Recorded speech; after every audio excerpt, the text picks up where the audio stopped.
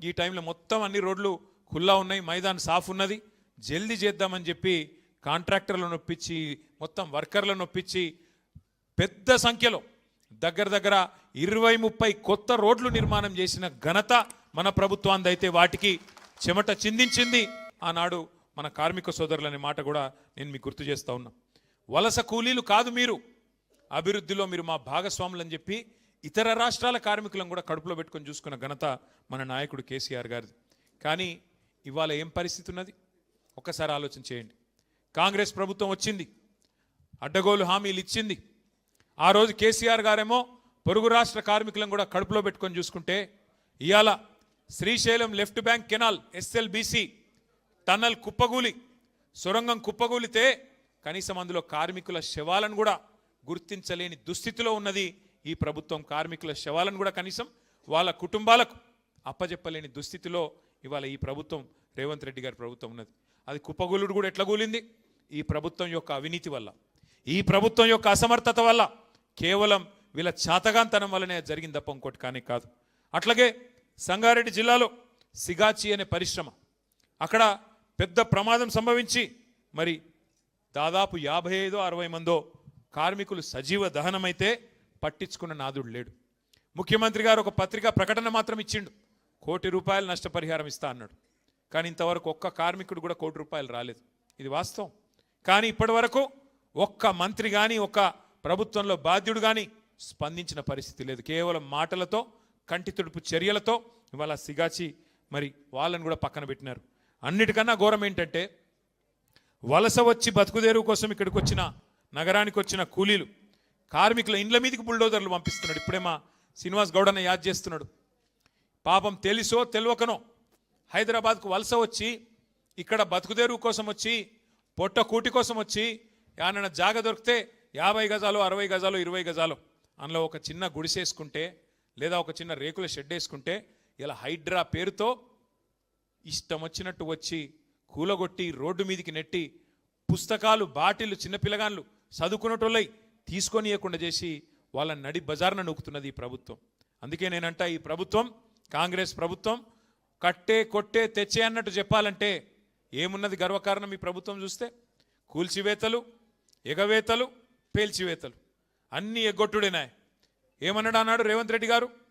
420 హామీలు ఇచ్చిండు. అత్తలకు 4000, కోడళ్లకు 2500 చెప్పిండా లేదా? ఒక్క అత్తకు పడ్డాయా 4000? ఒక్క కోడల పిల్లకు పడ్డదా 2500?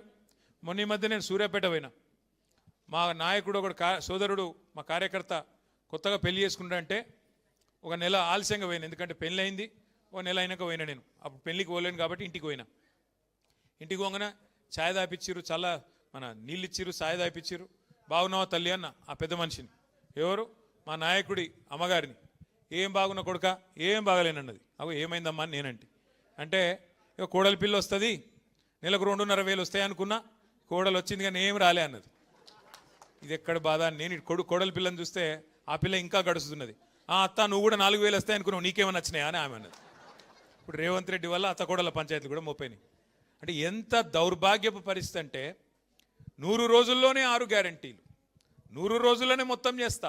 ఎలక్షన్లకు ముందేమో దాన వీర శూర కర్ణ, ఎలక్షన్లు అయిపోయినాకనేమో కుంభకర్ణ. మర్చిపోయిండు. ఆగం.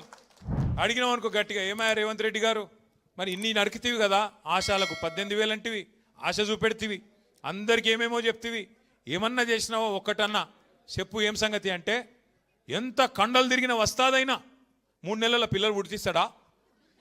ఇది ముఖ్యమంత్రి నోట్లకెళ్ళి వచ్చే మాటనా? ఇది మాకు తెలియదా? 3 నెలల పిల్లలు పుట్టరని మనకు తెలియదా? ఎవరి కింద కూర్చున్న వాళ్ళకి ఎవరికి అర్థం కాదా? ముఖ్యమంత్రి నోట్లకెళ్ళి వచ్చే మాట. మరి ఎవడు చెప్పమన్నాడు నిన్ను?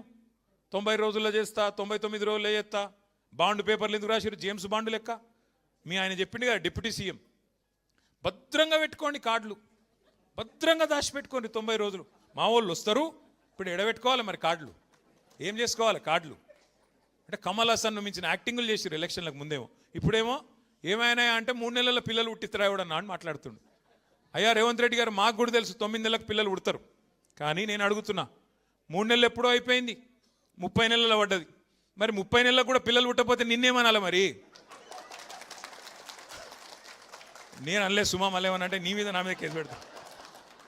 అంటే ఇంత చిల్లర మాటలు, ఇంత లేకి మాటలు బహుశా ఈ భారతదేశ చరిత్రలో ఏ ముఖ్యమంత్రి ఎన్నడూ మాట్లాడలే. గన్ని గలీజు మాటలు. గట్టిగా అడిగినావు అనుకో, ఏమైనా ఆశాలకు జీతం పెంచుతా అంటే ఏం సంగతి అంటే నీ లాగుల తొండలు ఇడిచిపెడతా. రుణమాఫీ అంటివి కదరా నాయన, ఏం చేస్తేవి అంటే నీ గుడ్లు వీకి గోటిలాడతా. ఇంక గట్టిగా అన్నావు అనుకో, మా ఆర్టీసీ కార్మికులు అపాయింటెడ్ డే ఏమాయ్ పాపంగా శంకర్ గౌడ్ పెద్ద మనిషి చచ్చిపోయిండు, నువ్వు అబద్ధం చెప్పిన దానికి అంటే పేగులు తీసి మెడలేసుకుంటా. ఇవా మాటలు. ఇంకా ఎంత దిగజారి మాటలు అంటే, ఇప్పుడు నేను అడుగుతా ఒకటి, కష్టపడి పనిచేసే వాళ్ళందరికీ ఒకటి తెలుసు. ఏమిటిది?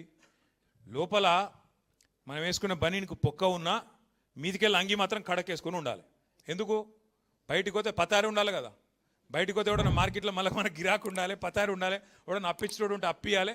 కాబట్టి లోపల ఏమున్నా బయటికి మాత్రం మంచి కడకంగి వేసుకొని పోతాం. ఎందుకంటే కుటుంబాన్ని నడిపేటువంటి వ్యవహారం అట్లుంటుంది. బయటికి మంచిగా కనబడితేనే, గట్టిగా కనబడితేనే, దట్టంగా కనబడితేనే ఎవడన్నా విలువ ఇస్తాడు, లేకపోతే ఇయ్యాడు. కానీ నువ్వే స్వయంగా ముఖ్యమంత్రివి, నువ్వే నేను ఢిల్లీ పోతున్నాను చెప్పులు ఎత్తుకపోయే దొంగ లెక్క చూస్తున్నారు. మరి ఎవడిస్తాడరా పోయి నాకు అర్థం కాదు. ఇక ఎవడన్నా నేను దేక్తాడా నాకు అర్థం కాదు. ఎయిడ్స్ పేషెంటు, క్యాన్సర్ పేషెంటు, రాష్ట్రం దివాలా తీసింది. అరే దివాలా తీసినా నువ్వే తండ్రి పాత్రలో ఉన్నావు, అది ఏమున్నా నువ్వే చూడాలి కదా. నువ్వే అట్లా మాట్లాడితే ఎట్లా? ఇక్కడ లంకె బిందెలు లేవు. ఇట్లాంటి మాటలు మాట్లాడే ముఖ్యమంత్రిని నేనైతే చూడలేను. నేను చాలామందిని చూసిన. ఎన్టీ రామారావు గారిని చూసిన, చంద్రబాబు నాయుడు గారిని చూసిన, తర్వాత రాజశేఖర రెడ్డి గారిని చూసిన, రోషయ్య గారు, కిరణ్ కుమార్ రెడ్డి గారు, ఆ తర్వాత మన నాయకుడు కేసీఆర్ గారు, ఇక ఇప్పుడు ఈ సన్నాసి. వాళ్ళని చూసి నేను చూస్తే నాకు అర్థమే అవుతలేదు. నక్క నాగలోకం అంటారు చూడు, ఒక అంత తేడా ఉన్నది, జమీన్ ఆస్మాన్ ఫరక్ ఉన్నది. ఏం మాట్లాడతాడో ఏందో తెలియదు. ఇక తెల్లారలేస్తే ఇంకో బాధ. ఆయనకి ఆడ మైకు దొరికినా ఒకటే ఎరక, బూతులు తిడతాడు. కేసీఆర్ గారి మీద మాత్రం ఎక్కడ లేని శాపాలు పెడతాడు. ఎవడన్నా నాకు తెలియక అడుగుతా, నువ్వు కొట్టుకొని తనలాడి ముఖ్యమంత్రి అయినావు, మంచిగా సుఖంగా ఉండరాదు? ఇదేంటి మళ్ళీ గెలిచేది లేదు, పీకేది లేదు, నీకు కూడా తెలుసు, మాకు కూడా తెలుసు. అదేదో ఉన్నప్పుడు మంచిగా సుఖంగా ఉండి ఏమన్నా 4 పనులు చేసి పో, మాకు కూడా తెలుసు. అదేదో ఉన్నప్పుడు మంచిగా సుఖంగా ఉండి ఏమన్నా 4 పనులు చేసి పో. కానీ తెల్లారు లేస్తే దరిద్రపు మాటలు. ఎవరన్నా ఇంకో నాయకుడు చచ్చిపోవాలని కోరుకుంటారా తల్లి? అసలు ఏం మాటలు అవి, ఏం మనిషి? అందుకే ఈయన మీద ఇవాళ ఈ రాష్ట్రంలో కార్మిక లోకానికే కాదు అందరికీ కూడా ఇవాళ విశ్వాసం పోయింది. కార్మికులకు నిజంగా కూడా కాంగ్రెస్ పార్టీకి కార్మికులు అంటే లెక్క లేదు.